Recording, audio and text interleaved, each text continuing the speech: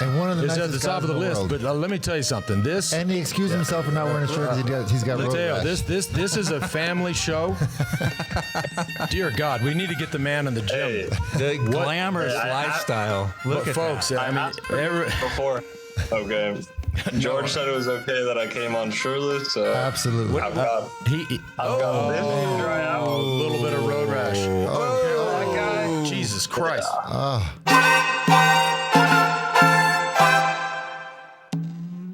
All right, everybody, welcome back to the Move podcast, brought to you each and every day this summer by Ketone IQ. George and I, we were fired up on that Ketone IQ this morning. We were for that workout. We were talking about Stage 7, the time trial, the first time trial of this Tour de France, first of 2 time trials. Alain, where do we start? Where do we finish? Stage 7, from Nuit Saint-Georges to Gevrey-Chambertin. From Nuit Saint-Georges to Gevrey-Chambertin. Thank you, Alain. Thank God for Alain. I mean, we'd have zero chance of saying that. Yeah, it's very close to Dijon. My wife's family's from there. They all went to the start today. Oh, they did? Her sister and her niece and her father. They had a great time. It was awesome. Well, you know who showed up? And we sort of questioned ourselves on the preview show when Johan had the graphic of what he sort of billed as the Big Four. The Big Four showed up. We saw. Now there were quite large differences between the Big Four, but they got first through fourth. Yeah, I mean, you and I were kind of discussing in this morning about how crazy would it be if Vingegaard beat Pogačar. Yes. But you know what? He's just going to keep getting better and better. First time trial since, who knows, when was the last time he rode a time trial? It's been a long time. We'd have to ask Johan, but probably last year. We'll pretty amazing. We will break all that down. But before we do, today's show brought to you by Wahoo. Wahoo makes a whole bunch of stuff, right? They got the great computers. By the way, Tadej Pogačar rocking that computer. They are proven in the peloton. 8 World Tour teams, more features than ever, including Wahoo's Summit feature. So that means you get colored gradients, detailed climb data, and even helps you detect climbs nearby when you're not using a route. I love that feature because when you suffer like I do on these rides, and it's just like looking at a race book. You see the climb, you see the gradients, you're like, fuck, how much more of this do I have to do? Well, it's right there in front of you. New favorite feature, music and GoPro control. Now, I don't know what took so long to do this. This is an amazing idea, right? You skip through songs, control your GoPro. George got his hands on some amazing GoPro footage yesterday. Maybe we'll show later. Also, Speedplay. They're makers of Speedplay. They're also collaborated on the Zwift bike, which we have right here. But the Speedplay pedal I've been on for 12 years. I switched over when I started doing tries professionally again in 2012. I had this whole theory. Not only are they lighter and more aerodynamic, but I was convinced, and I still am, that transition from bike to run would be made easier with Speedplay. Wahoo cycling products are trusted by 8 teams in the Pro Peloton. We see the Element Bolt GPS bike computer on the handlebars of 8 World Tour teams, as I said. During the tour, go to wahoofitness.com/TheMove and enter the code TheMove2024. TheMove2024 gets you 20% off at wahoofitness.com/TheMove. Also today brought to you by Roka. All right, now they making it all, right? They got the riding and running and whatever kind of fitness glasses you want. They got the chillin' shades, right? Which we all wear. Whether my preference is the titanium aviators. I got them in silver. I've got the kind of that blue steel look. George rocking the. Where are they? They're gone today. The Banderas. I think it's the Bandera you're wearing. They actually sent me those, and they didn't send me that colorway. I think that was intentional. And then most importantly, as I have on my face right now, the readers. Like I am so useless. We're renting this house here in Aspen for the summer. I can't even turn on the lights. Like the lights have names on them. I have to put my readers on to figure out what light to turn on. That's when you know you have a problem.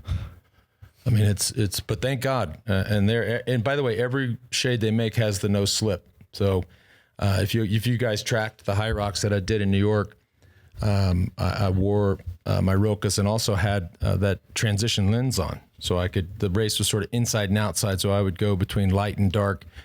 It worked out perfectly. Based in our hometown of Austin, Texas. Love that crew. Rob and his team have just done a fantastic job. The Move listeners get 20% off. Just go to Roka, ROKA, Roka.com. The code there is THEMOVE for 20% off. 20%. Also today brought to you by Momentous. Most people know how important a healthy diet is for your brain and body to function at their best day in and day out.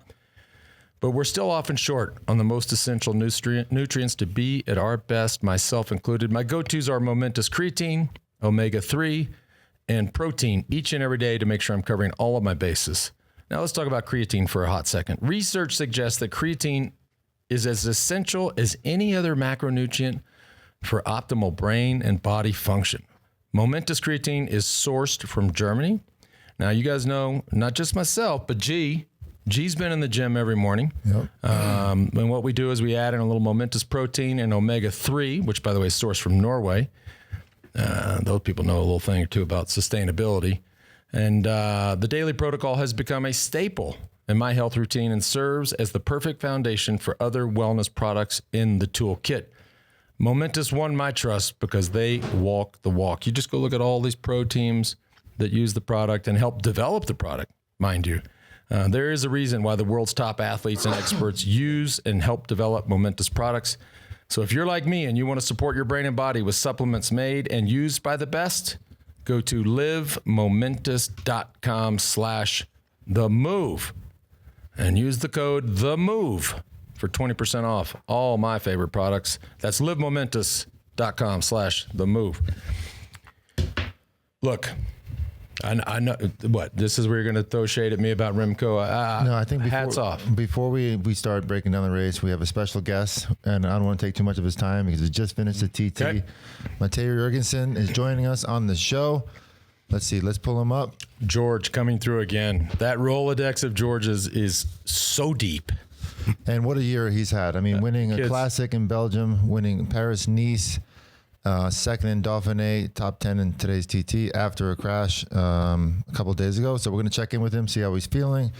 And let's pull him up. We get so many questions from our listeners and viewers about where are the Americans? What do Americans want, right? This is the biggest bike race in the world. It's the only bike race that Americans know, frankly.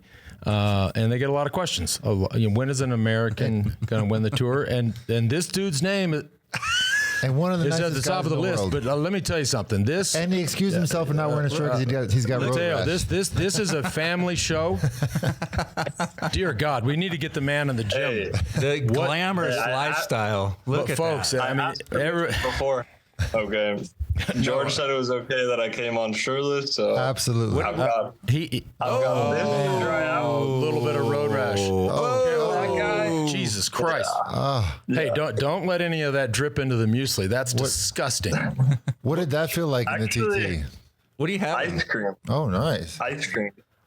It's it's not ice cream. They call it ice cream, but it's healthy ice cream. But it's close enough. Oh, you got to send us the recipe for that. That is, you don't want it. I got to tell you something. This is not what I expected. This is even better. This is so good. Yeah. Hey, how you feeling after that impressive time trial today? Good. I'm happy with it. It was a good. You should be. Yeah, good day. Good day. Were you able to stay in the position with that elbow like that, or is it just massively painful? Good point. It was pretty painful. Actually, the biggest problem is not like the lost skin, is that I fell on, I think the elbow made contact first when I crashed. So it really has like some bone bruising. And yeah, I had to make some modifications to my extensions this morning to like add padding above, like extra padding above the elbow so that it kind of took the pressure off the elbow itself. But in the end, your legs hurt a lot more than your arms will in the race. So it was okay. Well, I think it brings up a good point, because if for the casual fan that watches a time trial, you obviously see the aerodynamic equipment, the position, And I think most people probably just think that this is a almost like, because it was adopted from ski racing, that your hands are just out there to create this fairing in front.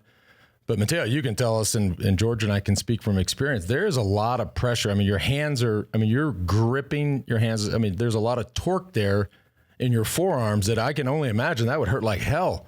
And you would have to make adjustments, right? Your arms are not just sitting out there for aerodynamics, right? You're obviously pedaling, but I mean, that would hurt. Yeah. No, it was really painful. This morning I did a recon of the course. And like immediately when I stepped on the bike, I was like, I don't even know if I can do this TT, but I thought like I could do it if we basically just like added a double layer above another layer of padding above where the elbow sits. And then it was almost like my elbow was just in a little pocket and it wasn't even, it wasn't making contact. But yeah, it made it a bit weird because you do have a lot of pressure. You're like, especially with the positions so aggressive now, the whole weight of your upper body is really sitting on your arms. And I just had to move the pressure up. It also helps now that we have these custom, almost all the top guys we have custom extensions that have like full contact with your entire arm from elbow to your wrist. So it helps the control, but it also helps with pressure. Like you don't have so much pressure like directly on the elbow anymore. It's the entire arm. And all that stuff is custom 3D printed. Did I read that right? Yeah, some brands do it 3D printed. I think ours Vision are not. They're handmade with carbon. Like they take a 3D scan and then some Italian guys, I think, make them by hand based on like I actually don't know how it's done, but I think it's just made by carbon. But yeah, there are some brands that 3D print. Yeah. I have a super non-race question, but I'm really interested. Cycling has evolved so much in terms of nutrition, equipment, all that stuff. And I'm looking at you right now with the road rash. Lance and I have been there, although Lance not as much as any of us, but are the days of sticking to the sheets and kind of just suffering through it, are they gone? What's the protocol now for road rash for you guys? I'm curious because I don't know how much has it changed. I wish. No, it's still like the worst parts of your day are the shower. When you crash, it's the shower. Yeah. The shower stings like hell. I just took a shower and it was like the worst part of today. And then the second is just sleeping because I have like basically one whole side of my body. I won't show you my hip, but one whole side of my body that's pretty open. So then, and I'm a side sleeper. So like my body in the middle of the night will try to roll over back onto that side and then it'll wake me up because it's painful. And you just end up like every hour having a wake up. But I've been trying to kind of like put pillows on either side of my body to try to limit myself rolling over, and it's kind of semi-worked, but yeah, nothing. There's been no advancements on the road rash. That's a bummer. Sad to hear that. Matteo, the last thing I want you to do is to reveal any stuff or discussions within the team, but I mean, we have to ask for Jonas, what was going into the time trial? What was he thinking? What would he have been happy? Was he thinking he might gain some time back? What was he happy with potentially losing? But again, don't share anything that's confidential. Yeah. But if there is anything you can share. No, I don't think it's too confidential. It's hard to know exactly. Like he's a pretty introverted guy, so he doesn't like share a lot of what his like real expectations are, but I could tell he was quite confident after especially the first week, how he was like, well, we started the race and it was really like he was super, super nervous before the race started. And in Tignes before, like when we were at altitude before this race, he was had very low expectations for himself. That's just kind of how he's just a very like humble guy, and he doesn't, he has a pretty small ego and stuff. So he just wasn't super confident that he would be ready because he wasn't seeing the same numbers yet that he had seen in previous years. But then I think before today, after the first week we had, it was like really exceeded his expectations a lot, especially the St. Luca climb. He took a lot from that. He expected to really like lose a ton that day, and then also Galibier was well within what he expected, and then so I think he was pretty confident again that he would be up there. I haven't seen him since he finished the TT, but from my view, I think he did a pretty good TT, actually, really respectable, and I think we're on a very good track. I mean, with he's a minute 15 down. Yep. And Matteo, we've talked about this on the show. I mean, we're a week into the tour, right? If you would have made the guy the deal at that training camp when he was nervous, if you'd have said, all right, you're going to get through these demanding days, the first tough day in the Alps and the time trial, you're only going to be 115 down. I think he takes that deal, right? 100%. Yeah. Like, it's funny. Yeah. It's like he would have taken the deal. Like, even if someone would have told him when he was in the hospital that he would have been able to start the Tour de France. Right. Like, okay. I think mentally he wasn't even, he didn't even, I remember speaking with him a little bit when he was still in the hospital, and he was unsure if he wanted to even keep riding. And yeah, so I think he's made really big steps mentally. And what a tough I think guy. he keeps kind of moving his own bar. So I also read, Matteo, that he did a bunch of descending training. Did you guys bomb all the descents at training camp in Tignes? How did that work? Because that's not some sort of typical for pro cyclists to take those sort of risks in training. But I'm guessing after that wreck, mentally you got to get over that somehow. Yeah. Well, we were at training camp with Wout van Aert and Christophe Laporte. Yeah. So that in itself, when you stay on top of a mountain with those two guys, you have to train downhill. I mean, it's to keep up with them. You're going pretty damn fast. So I think that really helped him being with those two guys. And then since he was training so much alone out of the hospital, then getting back with the group of us in Tignes was important, because he needed to kind of get that, like, what it feels like to like slam on the brakes before a switch back behind someone and follow someone's line and stuff. So I think that was all quite helpful, actually. Great. Well, man, we really appreciate your time, Matteo. Rest up, get those injuries healed up. And tomorrow looks like a tough day also. And Sunday, obviously. So you got a big weekend ahead. Enjoy that ice cream, that quote unquote healthy ice cream. Send us that recipe. Yeah, I will. Thank you very much. I haven't even looked at tomorrow. Yeah, I bet. Yeah, thanks, guys. All right, thank you, Matteo. Thanks so much. Thanks. Have a great good day. one. You too. Bye-bye. Thanks, buddy. I tell you, I am thankful for a lot of things in my life, right? Thankful for my beautiful family. Thankful for this crew. I have never been more thankful than that bowl during that interview. Was he wearing clothes? I don't think he had anything. I mean, a minute, then the bowl slid out. I was like, oh no, no. I couldn't bring myself. I was like, we've never had any.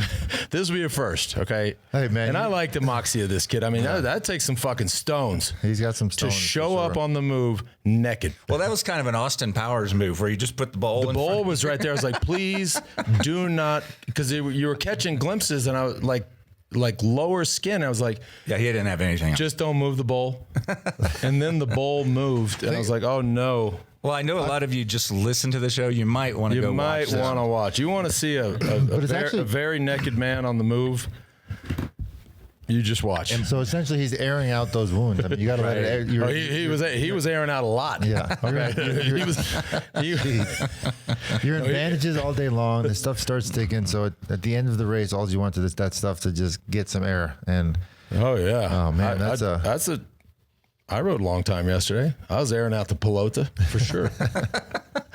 Fuck. You did go for a long ride, dude. That was something. Wow. What a kid. Yeah. Amazing. I like this kid. Well, what we're seeing too with a good time trial, we know he can climb because he's the last lead out man. Often, we've got a good all rounder. I mean, he's future Grand Tour guy, right? Yeah. Not only can he climb, but I mean, he won Dwars Doors Vlaanderen, which is one of the hardest, one-day races in Belgium. So he's just such a dynamic heads up bike racer cyclist that, man, it's exciting to see Seven stages. I'm not sure if I mentioned this already, but I got really. We didn't get to it. I got verklempt over the nude cyclists coming on the show, but 7 stages, 7 different teams, which I said it yesterday. I think it's you do not see that. I think it's great. I think it's great for the sport. You got 7 title sponsors, team sponsors. They're psyched. They're awesome. The race organizers are psyched. The fans of the sport all over the world. This race has been one of the best editions so far. It's been awesome to watch. And they're all right there. Right. Yep. All right, good. So let's go watch this here. So Pogačar leading. Remco. I know I said what I said early on. My biggest fear with him, dominant performance, hats off, is he in a race like this sort of has that bad day. So, but today was not one of them. Overcame what he thought was a flat tire and dominated time trial, 33 seconds down. And Jonas, minute 15. And Roglic, minute 36. If you want some fun for the haterades, jump on the preview show and see, Lance and Johan questioning Evenepoel's form.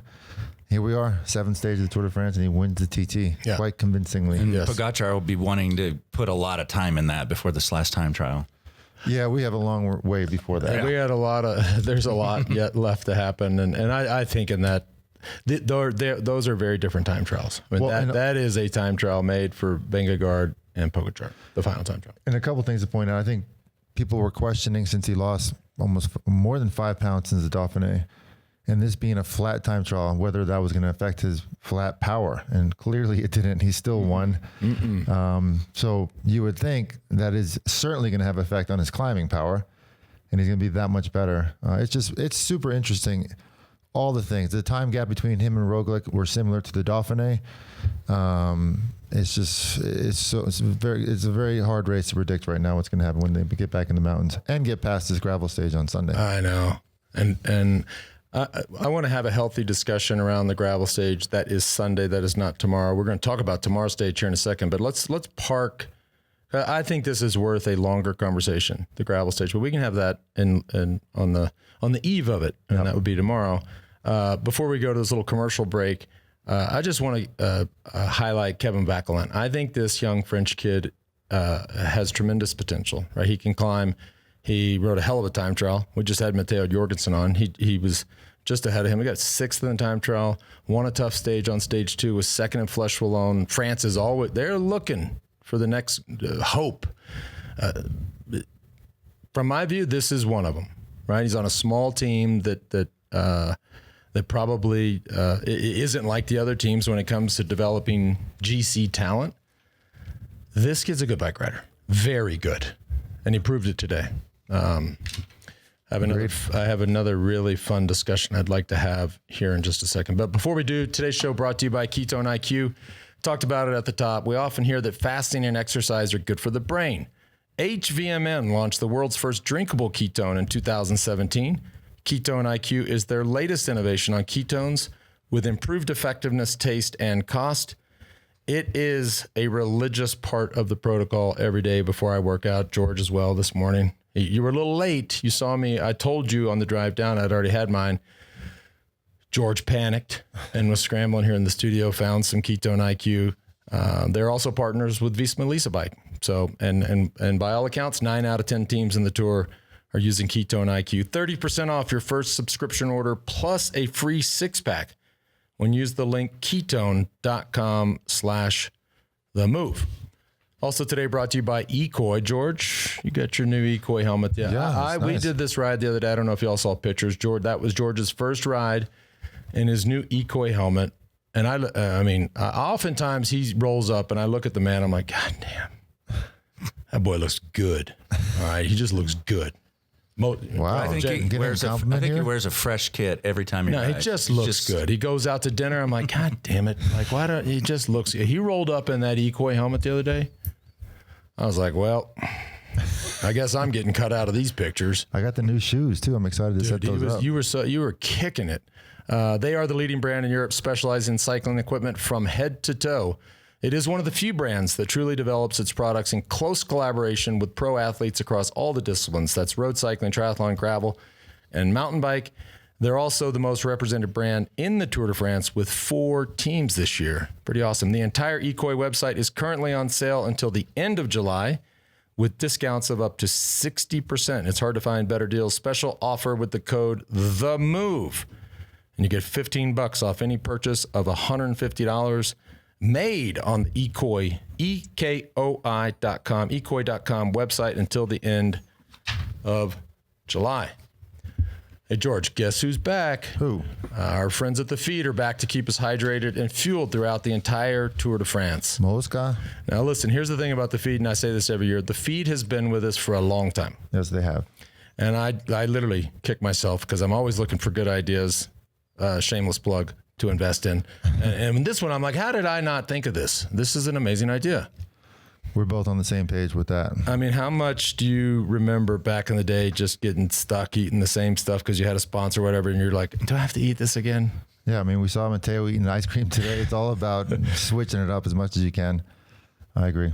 And for those who don't know, The Feed is the largest online marketplace for sports nutrition. You can pretty much buy whatever you want.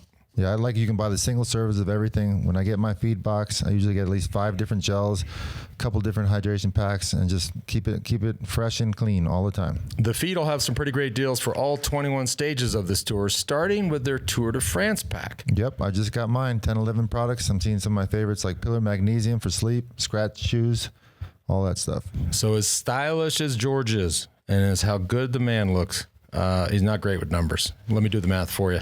That is 11 products for $21. That's about 50% off. And you get the Feed Musette bag. And it's just like the Ginsu knife, a limited tour bottle. Go to thefeed.com and get you one of these Musette bags. Vamos. Yeah, look like George. That's your George starter kit right there. All right, I have an idea. All right, I was watching this time trial, and everybody who follows cycling knows that they're different bikes.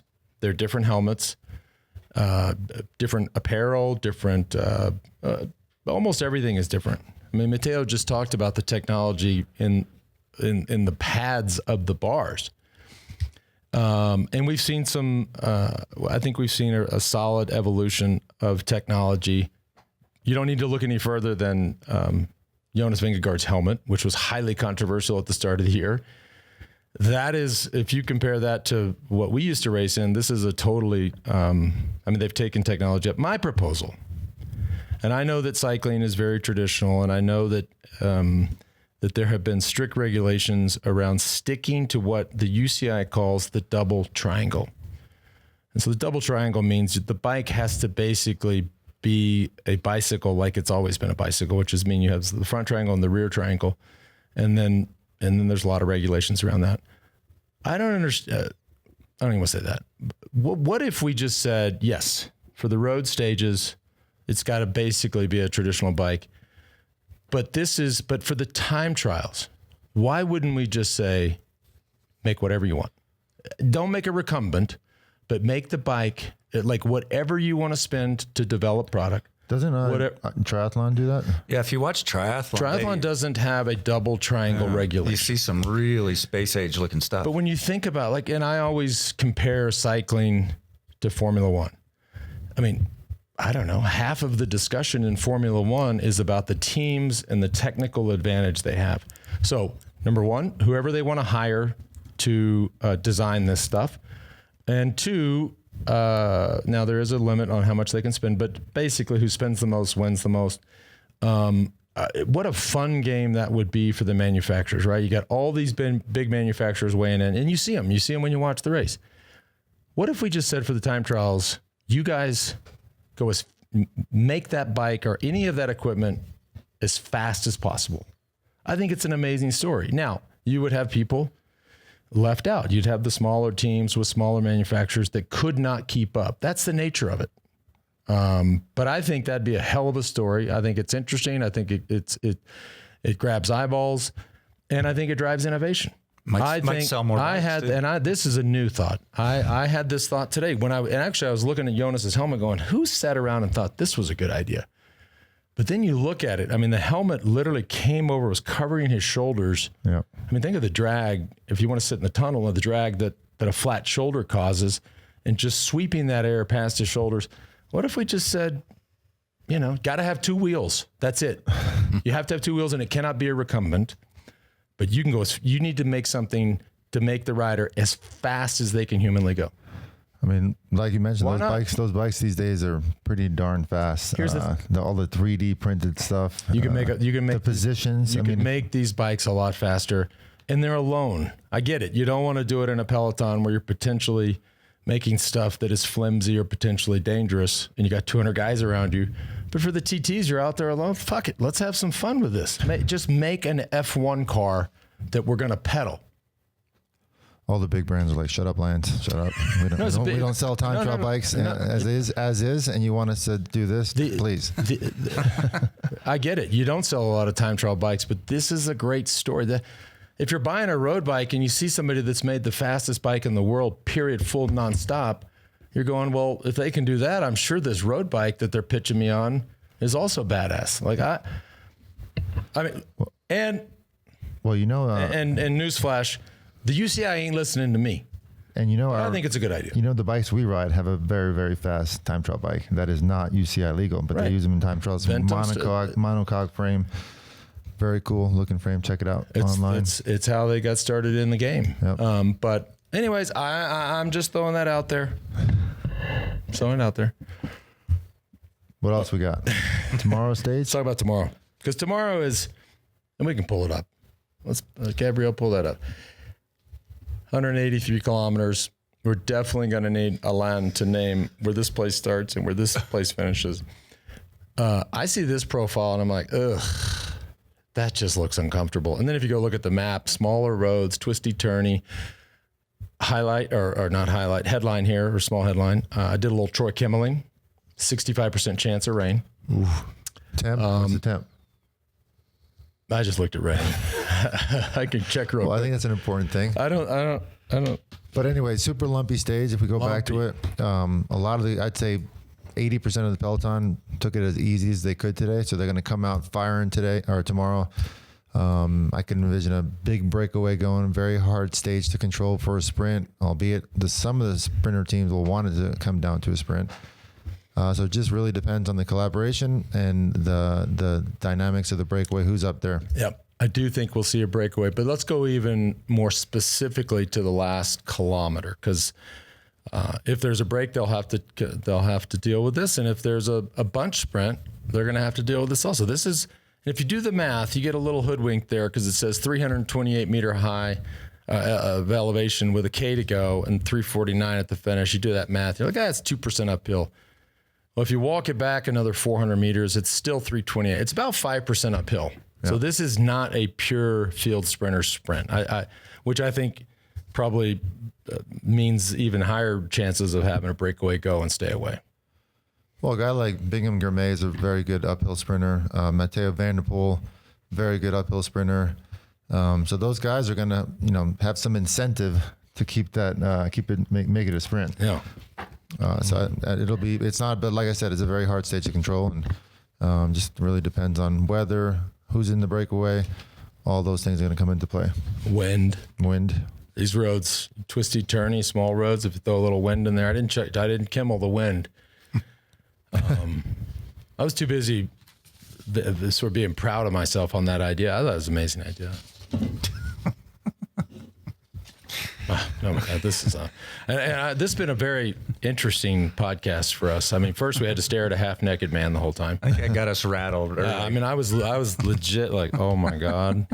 I was worried about saying bad words. Now we have to explain to our listener and viewer why we have naked people on the show. It might get flagged on YouTube. By the way, Conan O'Brien called, and he would like his look back, Matteo. I mean, that, I know he just got out of the shower, but did he not do the Conan? He's got the ginger Conan coif. Yeah. I mean, what a doppelganger. No. Hey, Ventum trivia. Also tall. They're both, I mean, this legit. Anyway. Tall and lean. We should talk to Matteo's mom. Has she, excuse me, ma'am. Have you ever met Conan O'Brien? We're gonna give away a brand new Ventum NS1 at the end of the tour. You can submit an answer daily. Every time you submit an answer, it's another entry, right? Yesterday's question was, what was the name of the first pro team that Lance and George joined? That, of course, Was Motorola. Yep. Is that what brought you to Austin, that they were based here? It had nothing to do with that. That had nothing to do with that. Okay. Although they were one of the first, when I did move to Austin, and of course everybody talks about Austin, right? It's arguably one of the hottest cities in the world. When I moved there, when did you move there? I grew up there. And like I said, I knew you were there. I knew you were raised there. But as a kid. In 1989, I moved there. There was a college, that being the University of Texas, and there was the state government. And that was kind of it. Those were the only jobs. But Motorola was one of the first big tech players to have a footprint in Austin. Mm-hmm. So, but no, that was just, yeah. The question for today, this is a tricky one, but if you were following some controversy during the 99 tour, you might remember this. What was the bike brand and model that Lance rode during his 2 time trial wins in 1999? Oh, that's a good question. That is a great question. Lars came up with that one. And that might not be that easy to just Google. I know. I'm sitting here thinking, okay. I think I got it. That's one of the tougher questions. That's a good one. I'm not going to, all I'm going to say is that was not a very popular decision. At the time. Oh, God. Mm-hmm. Yeah. Well, okay. All right. Here's a couple questions for you guys before you go. I'm hitting pause. Oh, wait. By the way, send your answer into ventumracing.com/themove. A couple of quick questions. In fact, George just alluded to this. Outside of the GC contenders, how many riders give an all-out effort in a time trial? That's from Eric. Not many. I'd say 20% of the peloton went all out today. Wow. Yeah. Because they're saving up for a day like tomorrow. Yeah. Right? Always about conserving energy. Another one. We saw the kid, Bernard, Jean-Francois Bernard's. We raced with his father, who was a great French hope and was. Yeah, how cool was that? Ended up being one of Miguel Indurain's loyal lieutenants. We called him Jeff. His name was Jean-Francois. We're like, fuck it. How about we just call you Jeff? Jeff Bernard. This kid's riding time trial. I'm like, he's waving at everybody, like swinging his arms around. I was like, what? And then he stopped. Yeah. And then I realized, this is his hometown. Yeah, that was cool. Okay. Yeah. Oh, they went crazy for it. They did. Here's another one. This is a fun one. Terry from Canada here. Longtime listener, first-time caller. Why are time trials so rare in the Grand Tours now? That's part one. I think you'll like part two of this question. Does or has a rider ever listened to music while they're doing a time trial? I know that personally, I ride a lot faster when listening to music that amps me up, like Iron Maiden or the Beastie Boys. That's from Terry. But one team time trial is my favorite event in the Tour de France. I feel like it's one of the most dramatic, high speed, beautiful events in cycling. And it's a great question. I don't know why they don't do it all the time. I think logistically it's tougher to pull off, perhaps. No. But there's nothing better than a sleek team time trial team rolling down the road. I love it. I miss it. Hopefully they bring it back next year. And for music, most likely, no, it's not allowed for music in time trial.